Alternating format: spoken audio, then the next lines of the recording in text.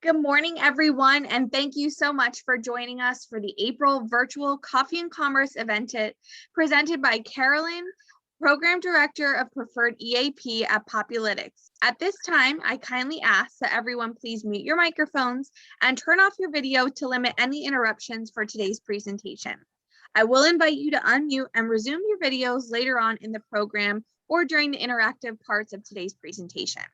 In just a few minutes, Carolyn will address work-life balance for employers and employees alike.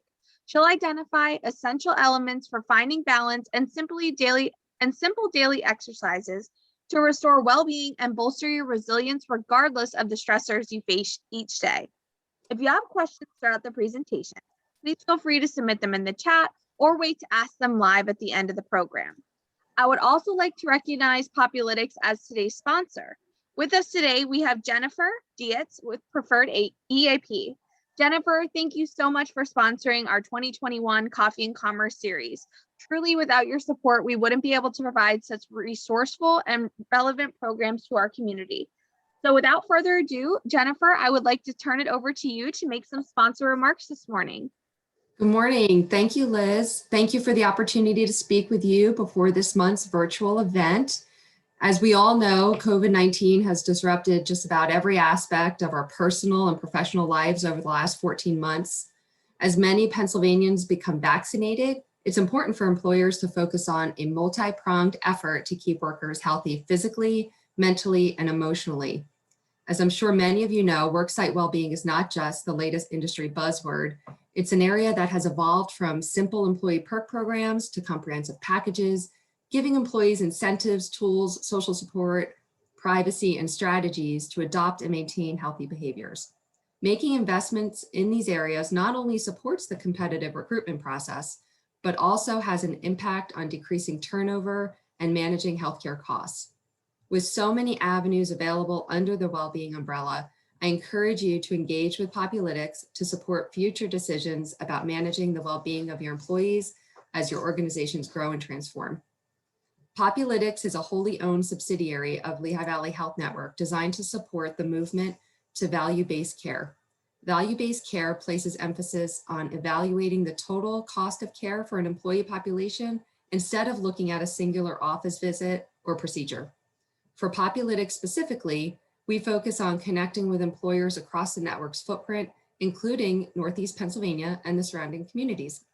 In our conversations, we aim to provide education on the avenues available both through the services Populytics can provide, as well as the network at large.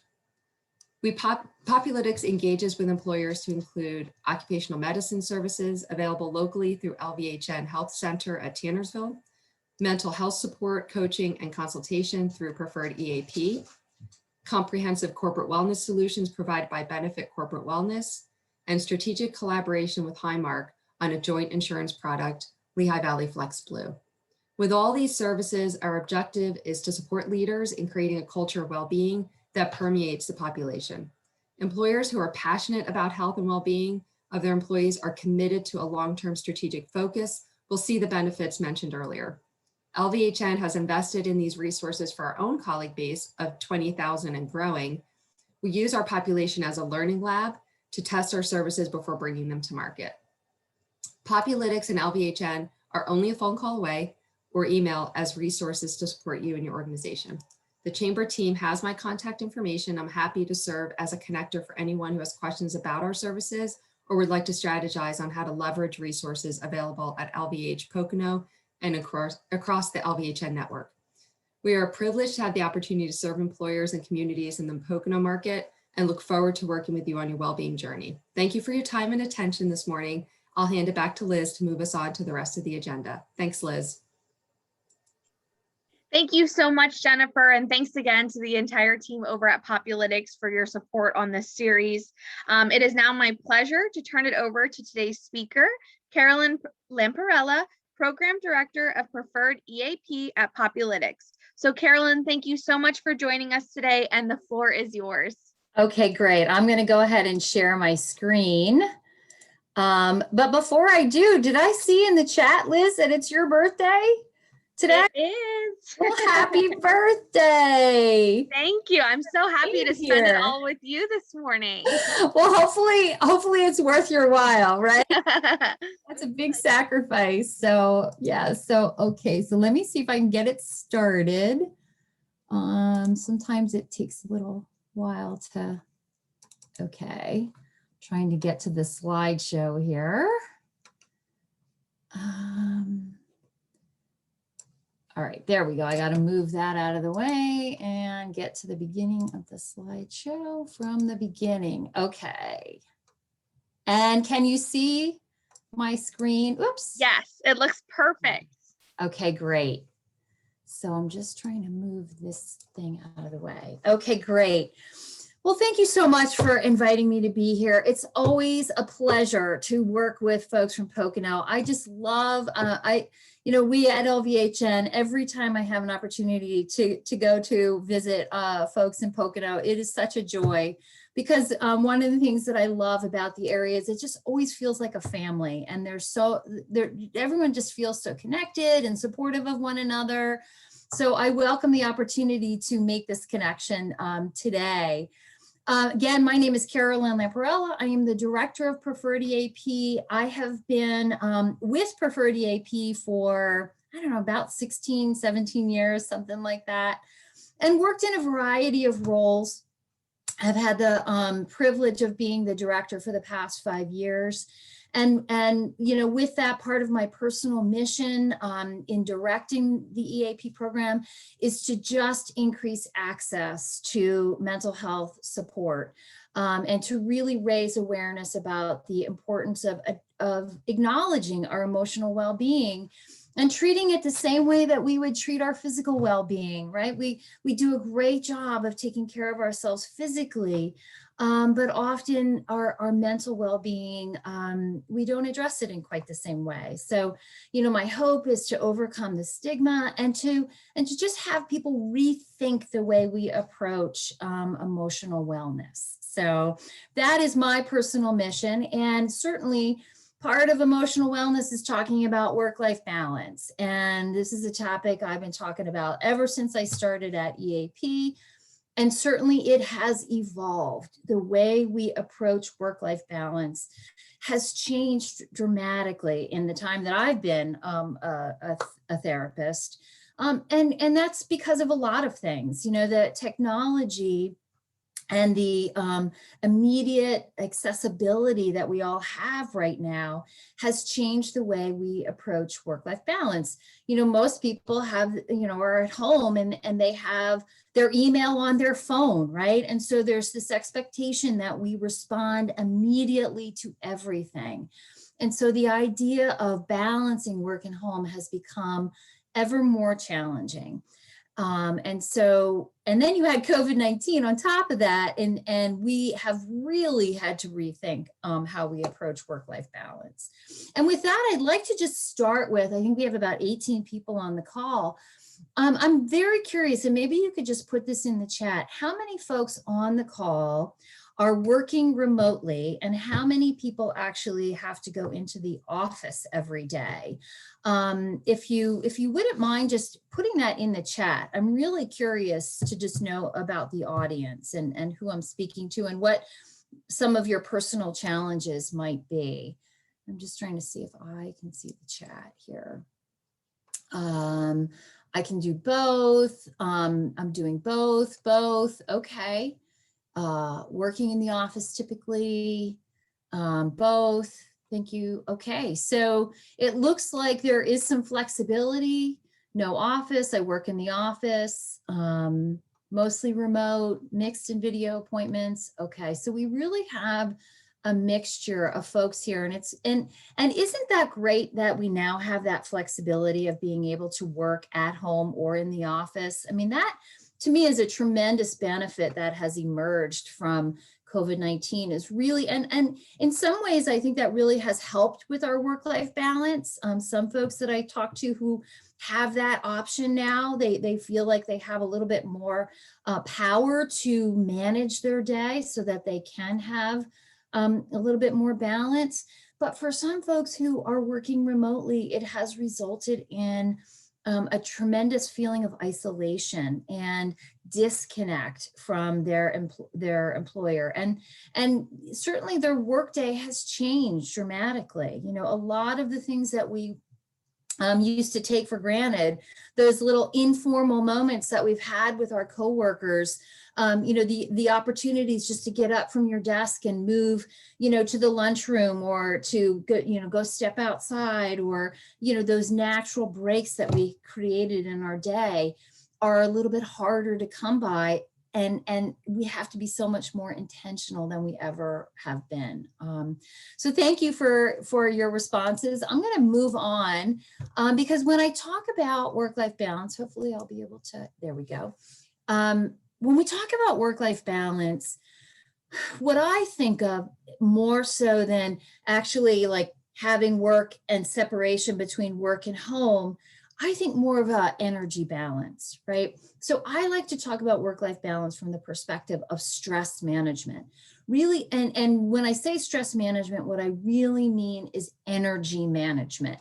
And so this is a picture of our energy management system, right? This is our nervous system that is responsible for helping us cope with the daily challenges of the day. The sympathetic nervous system is what we often think of when we think about stress or anxiety. It's the part of our nervous system that creates those symptoms that we're all familiar with, you know, where that you have that rapid heart rate.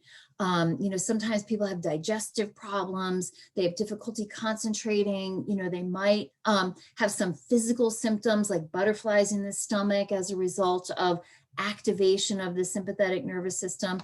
But really, that part of our nervous system is designed to help us, right? It elevates our game, essentially, gives us a state of hyper focus so that we're able to meet the challenges of the day, right? But then there's this other part of our nervous system, the parasympathetic nervous system, that is the off switch, right? And that part is just as important as the sympathetic nervous system. Both are responsible for helping us manage our energy throughout the day, right? And our system is designed, I'm gonna talk about zebras for a moment, because when I first started studying stress, I read a book called Why Zebras Don't Get Ulcers, written by Robert Sapolsky, who studies the stress response in animals and then compares that to the way humans experience stress, right? And so as you can see from this image, you know, here are these zebras being hunted by a predator. Terrifying, right? That's a terrifying experience. And you could imagine that they're really feeling a rapid heart rate, and their body is experiencing all those effects of stress, right? Because they're in danger of being eaten by this lion. And so what is their sympathetic nervous system preparing them to do? It is preparing them to act, right? That ultimately is what our energy system is about. When we are in that on position, every system that's happening within our body, the physiological response is preparing us to take some sort of action. And for you, as you can see from the zebras here, their action is to run, right? So they are being primed to run and get away from this predator. Well, let's think about our experience of stress on a daily basis. Let's say you're dealing with a difficult customer.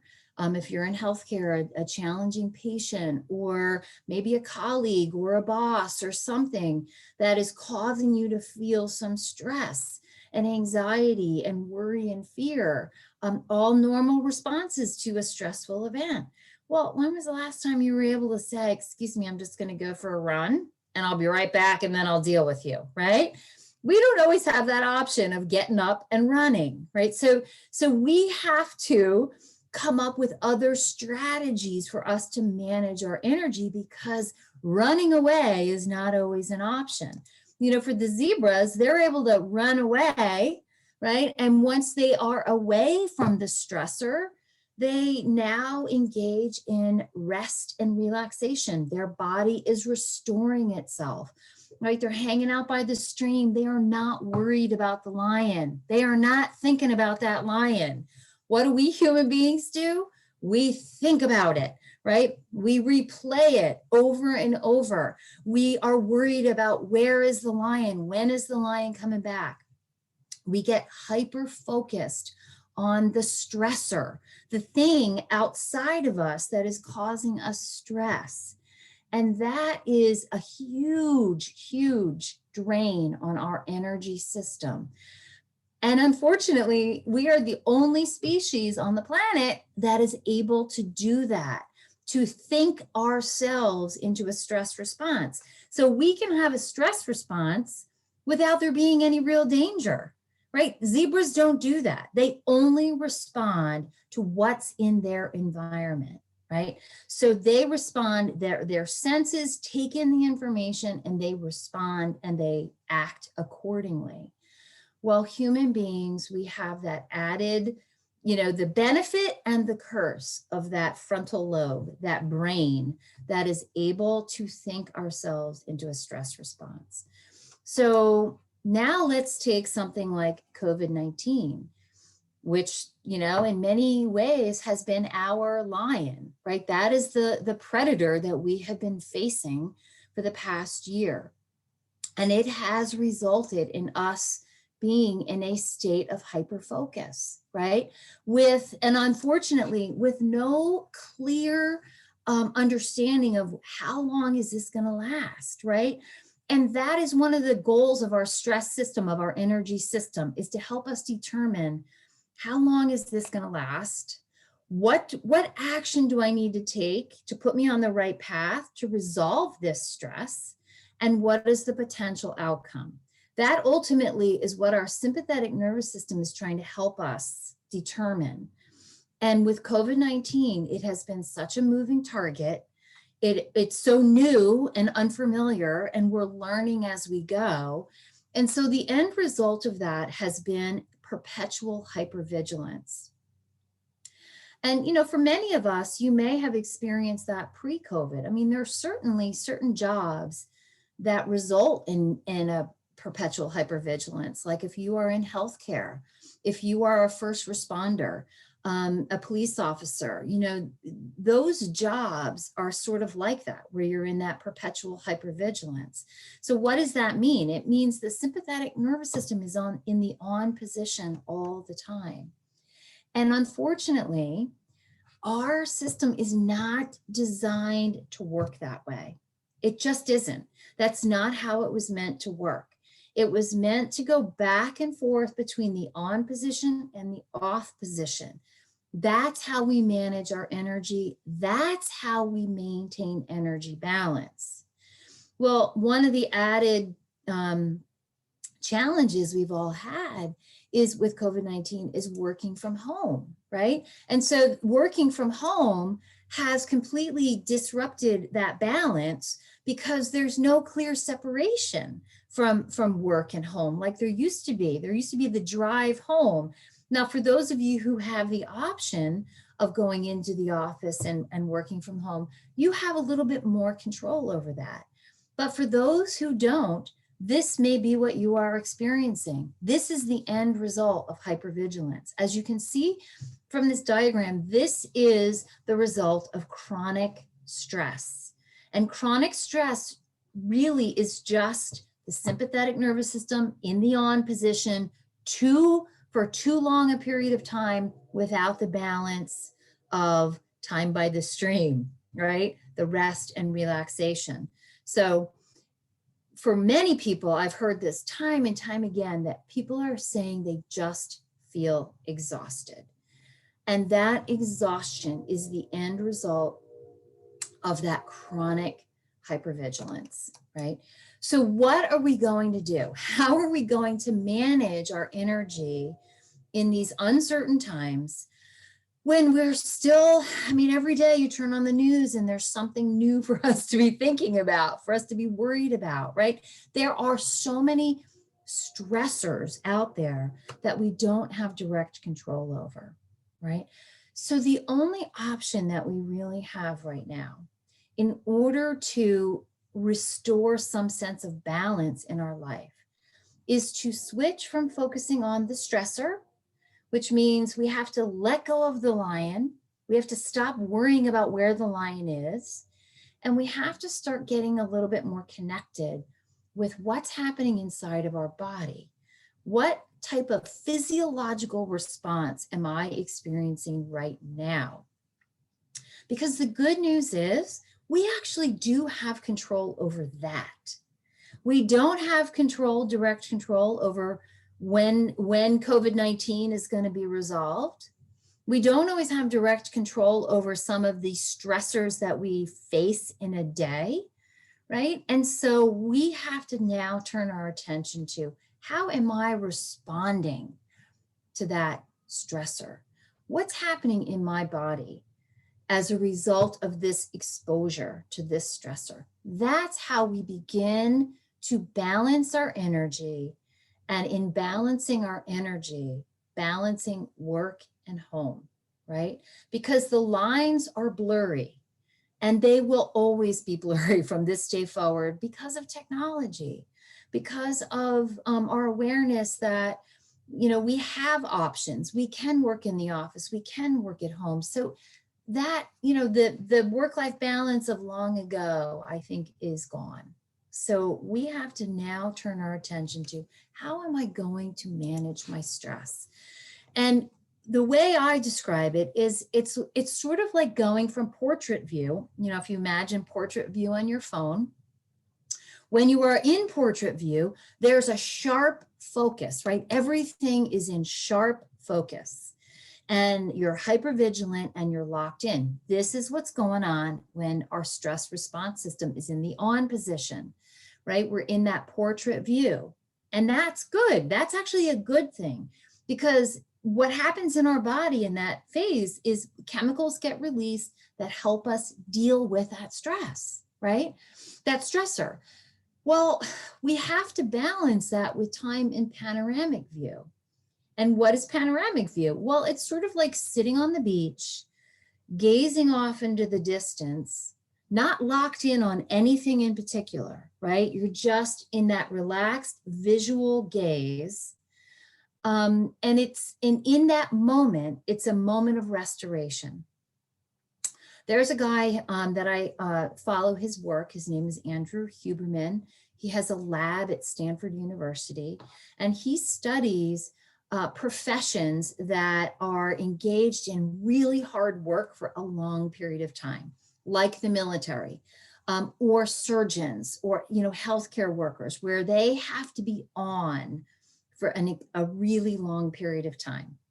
And he studies how they manage that, you know, because our stress response system is not designed to do that. So how do they manage that?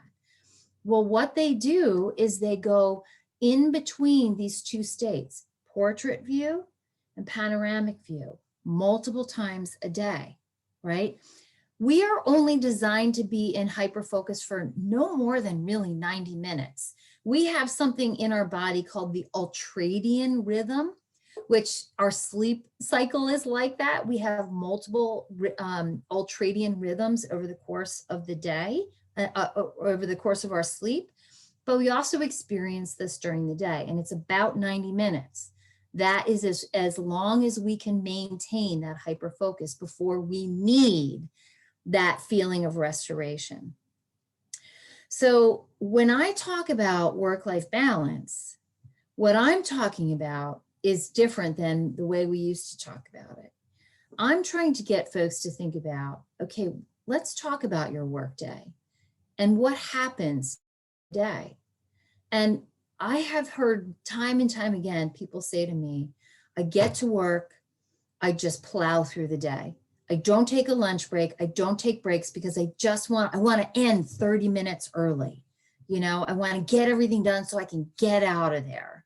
And that used to be the way we would approach work-life balance.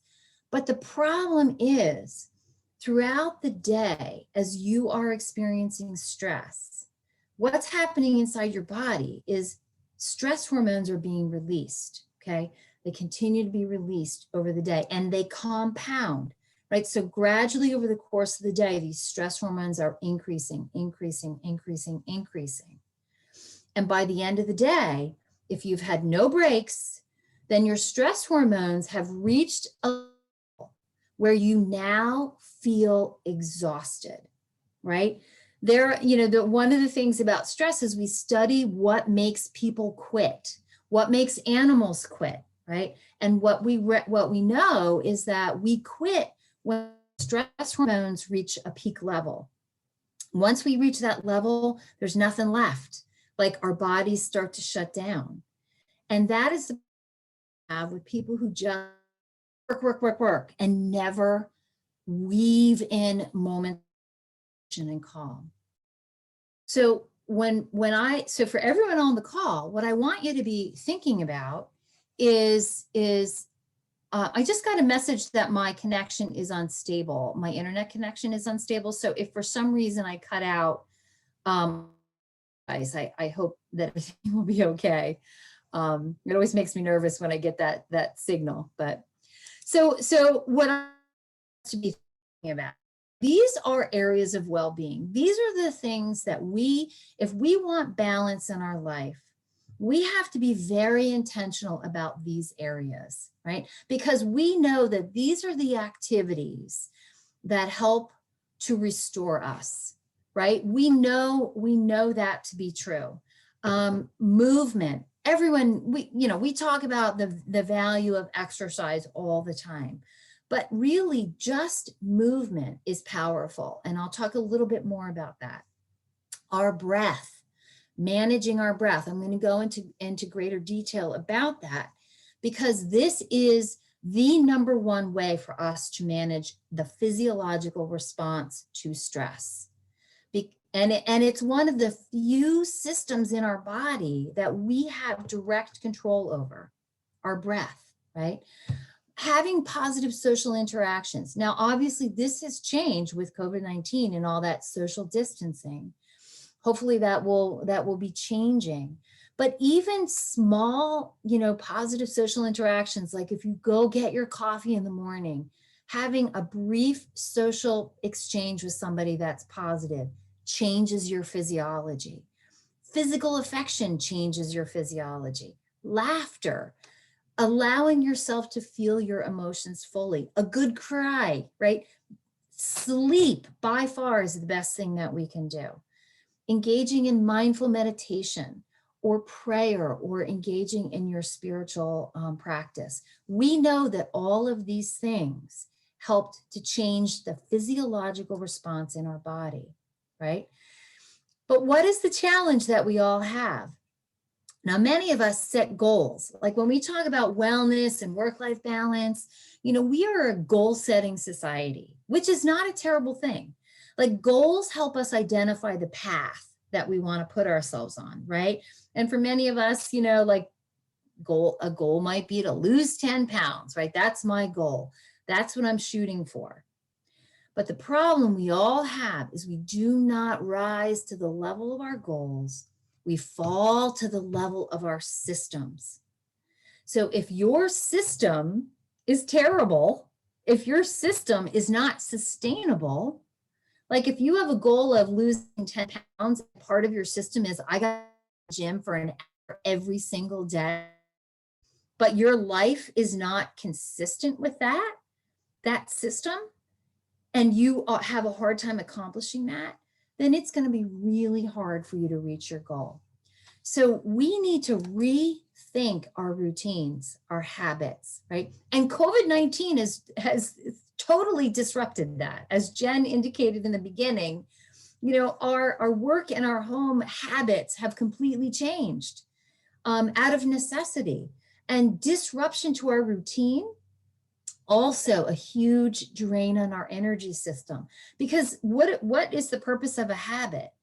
A habit is to make a behavior automatic, put it in the background so that we don't have to think about it, right? And now we have to be so much more intentional about our routines, and that does require energy, right? And so that's another reason why we are all struggling and feeling exhausted. So when you think about work-life balance, I want you to be thinking about what is your daily routine? What do you do every day that sustains you, right? Because ultimately, We are what we repeat. If you run every day, guess what? You become a runner. If you sit on the couch every day and watch TV, guess what? You become a couch potato, right? Or whatever you want to do. Our identity becomes attached to what we do every day. So if you are somebody who every day wakes up and says, I just got to get through the day, I'm just going to plow through, then ultimately that's what you become. You become exhausted and drained and overwhelmed and out of balance. But if you're somebody who wakes up and says, I'm going to work, I'm going to set up my schedule in such a way that I work really hard for 90 minutes, and then I'm going to take a little break, and then I'm going to work really hard for 90 minutes, and then I'm going to take a break, or whatever that looks like for you. Then you become somebody who values balance, who values your physiology. You value what's happening inside of your body. And you ultimately then become that, right? So we need to start thinking much smaller, right? And so how do we develop habits? Let's think about that for a moment, because habits and routines are the boundaries for our life. And when we think about boundaries, we really are talking about all the routines that we put in place, because it protects us. Routines protect us. They really have a protective factor. And so one of the best things you can do for yourself to regain some balance in your life is to develop new routines that are sustainable. And one of the first things you want to do is to make it obvious, right? So let's just say you're somebody who is trying to lose weight. And part of your goal, one of your goals is to increase your exercise. Well, let's just think about one way to make that obvious. Maybe every morning you want to have right there in front of you, the first thing you see when you wake up is your running shoes or your exercise equipment, or you want to put that exercise bike right there where you see it. You don't want it buried in the basement where you're not going to see it, right? We need to use these external cues as triggers. Think about COVID-19, all those external cues that we've been exposed to help us remember the behavior that they want us to engage in. Right? Signs all over the place about social distancing, about masks. They have all helped make these new behaviors obvious. So this is a strategy we need to use. We also need to make it attractive. Join a group that is engaged in a behavior that you want to perpetuate yourself, that you want to repeat. Like if you want to, be an exerciser, join an exercise group. If you want balance in your life, connect with people who value that, right? That's another way for us to make those new behaviors attractive. Make it easy. This is the most important thing that we have to be thinking about. When we develop new habits, developing new habits is hard, period. It's just hard, right? New routines are difficult. So what you want to do is reduce the friction and think in terms of 2 minutes or less. When you're starting a new behavior, make it small. And this is one of the reasons why these moments of restoration throughout the day, even if it's 30 seconds, right? It makes a difference. We've got to make it easy first and foremost, because once it becomes part of our routine, then we can expand on it, right? So please make it easy. This is the biggest mistake I think we all make when we set those goals and we try to establish new routines or habits. We make it too hard. And we think if it's not hard, then it's not worth doing. Well, it is. 2 minutes of exercise is way better than no minutes of exercise. So if it becomes part of your habit and your routine, if you're trying to become a morning exerciser, but you don't have time today and you only do 2 minutes, guess what? you've sustained your system. Your system includes exercising in the morning. The next day, you might be able to exercise longer. Make it easy. This is really important. And make it satisfying. Reward yourself for self-care. We reward ourselves in so many ways for accomplishing tasks, right? We check off our list and we're so excited about it. But we need to start rewarding ourselves for self-compassion, for taking care of ourselves, for recognizing the moment that I am overwhelmed and really celebrating that. Geez, I was really overwhelmed. And you know what? I went for a walk for 5 minutes, or I just gave myself a break and I took some deep breath. We need to reward ourselves for that type of behavior, not just for accomplishing tasks. So I want to talk for a moment. So now I'm going to switch gears, and I'm aware of our time because I want to make sure I have at least 10 minutes for questions. I want to talk about a few strategies for you to use. The healing power of movement. One of the values of movement, and for many people who are working from home, this has been something that they have lost, because working in the office, there's a lot of movement in between activities. You know, walking down the hall to a meeting, or walking outside to your car, or we're missing this very simple strategy that we all sort of had automatically without thinking. When we are in motion, what's happening with our eyes is our eyes are scanning the environment, right? And I'm not talking about moving and doing this, right? Which makes me sad when I see people going for walks and doing this. When we are in motion, our eyes are scanning the environment and we naturally go into panoramic view, right? Remember what I said? We want to be switching between portrait view and panoramic view. Well, our eyes naturally go into that state. And what happens in our body is we get a release of a neurotransmitter called dopamine, which we think about as like the pleasure hormone, the one that gets released when we accomplish a task. But really what dopamine, the true benefit of it is when that dopamine is released, the stress hormones downregulate, right? And remember I said our stress hormones are compounding over the day. Well, let's say every 90 minutes you get up and move for a minute, guess what's happening in your body? The stress hormones are downregulating. You're getting that little hit of dopamine. And what does that do? It energizes you. It's like a little burst of energy. You do that multiple times per day, multiple times a day, 1 to 2 minutes at a time.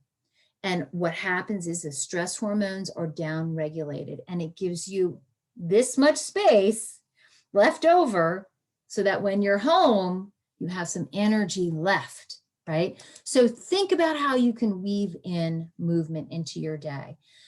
The healing power of breath, simply focusing on your breath. The diaphragm is one of the few muscles in our bodily systems that we have direct control over. Pause for a moment right now. Put your hand on your abdomen. Breathe in and feel your stomach expand. And breathe out fully. And feel that muscle in your body expanding and contracting. This by far is the best way for us to reset our physiology. When our sympathetic nervous system is active, we are over breathing. So you are inhaling too frequently and you're not exhaling fully. The goal in rest and relaxation breathing is about 5.5 breaths per minute. And that sounds really exact, but it's based on research. But really the goal here is just to slow your breathing down, right? That is ultimately what we're accomplish. And if I were to recommend one breathing strategy to use, it's coherent breathing, because really coherent breathing, that's what that means. It's balance between our inhale and our exhale. And when we engage in this type of breathing, it balances our nervous system. It balances our energy system, right? And so there's a great breathing app that I recommend. It is free. It's called the Breathing App, and it has a circle that expands and contracts. And you can decide the cadence that you do engage in for your breath, just to give you the practice of going from rapid breathing to slow breathing. Because again, when we do this, this is what's happening to our physiology, right? When we engage in coherent breathing, you can see, as represented by that red line, what happens to the physiological response in our body. And then if you add on top of that a feeling of gratitude or appreciation, then you have a compounded effect. And we get that release of dopamine, we get that moment of restoration, right? To balance out all of that energy output, right? And so, I always think about, like, we work in healthcare, and in healthcare, we're constantly talking about washing your hands, right? Sanitizing your hands. And everyone on this call with COVID-19 may be really hyper-focused on that right now. Well, let's imagine every single time you wash your hands, you pair that with 5 coherent breaths, right? So not only are you taking care of yourself physically, but you're creating an opportunity for restoration, even if it's only 30 seconds, right? Your body doesn't know the difference. 30 seconds results in a release of dopamine. A minute results in a release of dopamine. 5 minutes, right? Your body doesn't know the difference. It just knows that, oh, we're in this moment of relaxation. So we have to be thinking about how to weave these into our day. Another resource that I want to tell you about is mindful meditation. For many folks, meditation is a challenge, because when you are in that place, you're sitting quietly, your thoughts are racing, right? And mindful meditation, really, that's okay, because it's not about clearing your head of your thoughts. It's about catching your thoughts. It's about the practice of recognizing when your thoughts are going back to the lion. I'm worried where the lion is. When is the lion coming back? I can't believe I got confronted by the lion, right? Mindfulness is catching your mind wandering in those directions and bringing it back to the present. And here's a great exercise to use to begin that process of mindfulness, focusing on your senses. Why is that so valuable? Because our senses are designed to read our environment. That's the purpose of them, so that we can respond accordingly. And so when we turn our attention to our senses, we bring ourselves to the present moment, right?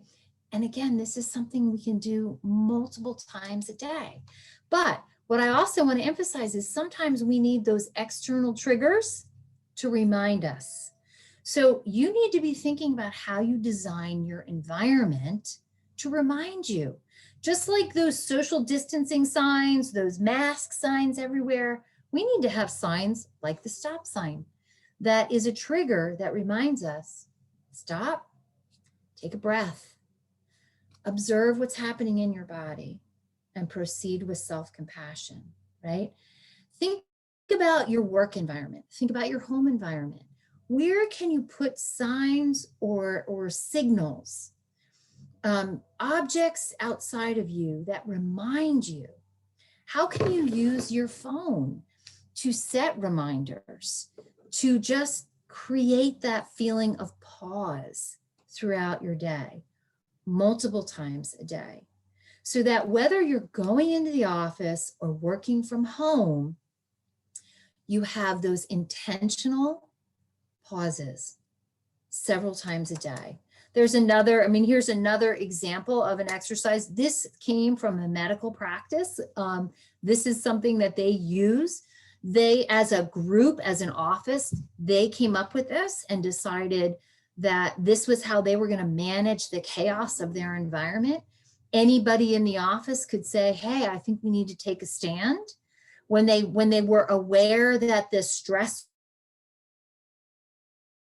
meant for them, stop, take a deep breath, adjust their mindset, notice what's bothering them, and to take some sort of action that helps to restore them, right? These are the new kinds of routines that we need to insert to our workday. We have to, because otherwise we are going to find ourselves so exhausted at the end of the day that elusive work-life balance will continue to elude us, right? So we have to get creative and start thinking differently about how we work every day. With that, I want to stop and pause for questions. We have about 10 minutes. I hope that was enough time. I'm sorry that this was very quick, but certainly want to make sure that everyone has an opportunity to ask questions. Thank you so much, Carolyn, and no need to apologize at all. I think that was such valuable information, especially right now in today's world. So thank you so much for joining us today and delivering that. But as Carolyn mentioned, I do want to open it up to Q&A to our audience. I know this is a really relevant topic for everyone, so please feel free to unmute, ask your questions, put them in the chat. We have about 10 minutes, so we'd love to take this time to chat with all of you. I'm noticing in the chat that most Fitbits have this breathing exercise too, and I agree with that. I had a Fitbit. I've never been that kind of person, but I finally got a Fitbit and I was obsessed with it, like every single day. And I was surprised at how just looking at the steps, that I took really motivated me. And again, it was like a great external cue for me. But then of course it broke and I waited like 30 days to get a new one. But yes, I think using those wearable devices as those external triggers is so valuable. I really agree with that.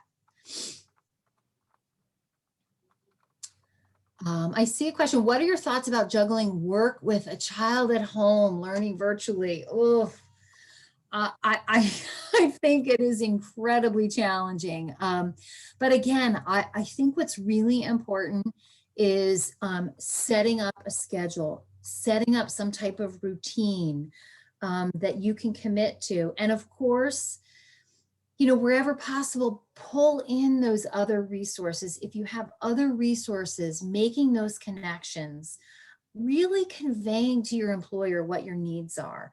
Don't be afraid to ask. I mean, the worst thing that could happen is your employer will say, no, we can't accommodate you. But this is the time for us not to be shy about those accommodations that we need. One of the things that distresses me greatly is to see how COVID-19 has impacted women in the workforce and how many women have felt the need to leave the workforce because of the responsibility for caring for a child at home. And so we have to start getting vocal about that. We really do. We've got to speak up. We've got to be creative. We've got to challenge our employers to help us with that.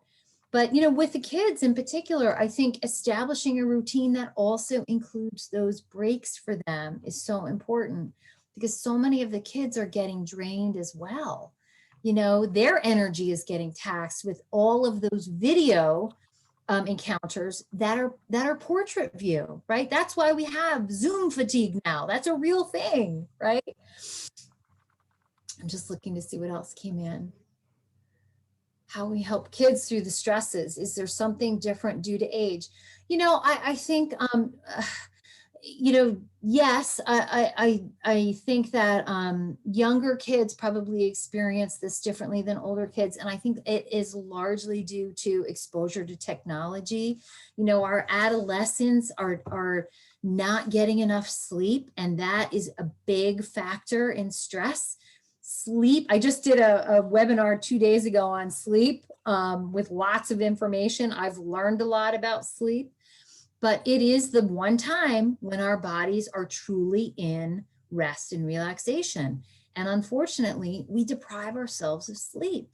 So that is something that is really critical, for kids to make sure they're getting enough sleep and create some boundaries around their sleep. Limit the technology as much as possible around the sleep hours, because we know that sleep is governed by light, and exposure to light, electronics late at night disrupts their circadian rhythm. And so we really want to make sure that we're helping to create those routines for kids, and don't expect them to be able to do it on their own, because developing new routines is really tough. I'm just looking, what do you think about a standing desk? I just got one and I feel like it helps me keep moving. I think they're great. I think anything that you can do, if it works for you, I think that's fantastic. It encourages you to be in motion. It reminds you to be in motion.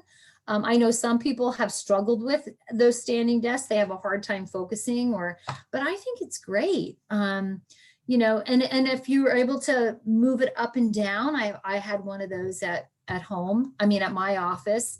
And sometimes I would sit and then sometimes I would stand, going back and forth. Great. It puts you in motion.